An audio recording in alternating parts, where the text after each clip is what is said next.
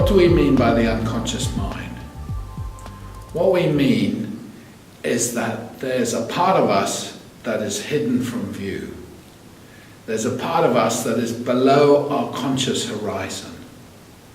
Now, obviously above that horizon is the world that we experience and that we see through our senses and we make contact with. And of course we're aware of that because it's so in our face.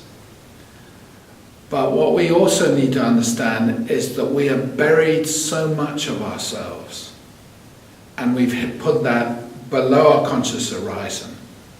Now, some of those things are really basic, like each time you take a breath, you don't think about it.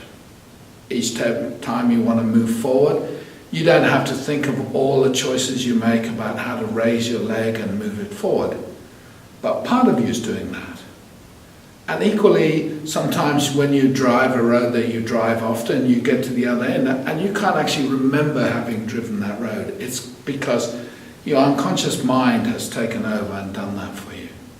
Equally, sometimes someone might ask you about an old telephone number or something like that.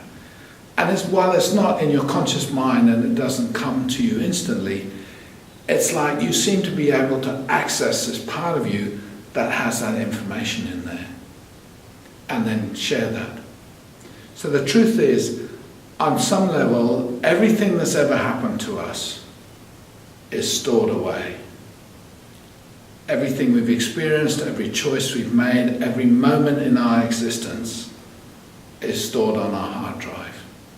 And that we've locked away and put it below the conscious horizon, because really if that stuff was all conscious, there'd be so much going on, there'd be so much information, we'd become totally overwhelmed by that. So what we do is we then develop this part of us which go, I just want to experience this, what's going on. And then we'll just keep the rest in the unconscious, the part we're not aware of. But once we've discovered this, it becomes a bit of a trick where everything we don't like that's going on about ourselves and about the world around us, and we don't want to deal with it and we don't want to experience it, then we also take all of that stuff and chuck it in our unconscious mind. Which is just to say, most of us treat our unconscious mind like a garbage bin. Anything we don't like, we chuck it in the garbage bin, slam the lid on the top of it, and that's it. But if we really want to start understanding ourselves and being able to become more aware of why people are doing what they're doing and how things are unfolding around us, we need to have the courage to start taking that lid off our unconscious mind and grow our awareness and grow our consciousness and start becoming more and more aware, more and more present with what's really going on around us. So all of us are called at some moment to engage with our unconscious mind. In fact, we all do it every night when we dream. Some of us might think we don't dream every night, but you do dream every night. Because your conscious mind is actually in truth not capable of dealing with this world and everything that's going on with it. That's where at night your conscious mind has to dock with your unconscious mind, and it all sorts itself out and gets you ready for the next day when you get up, and now you can deal with your world.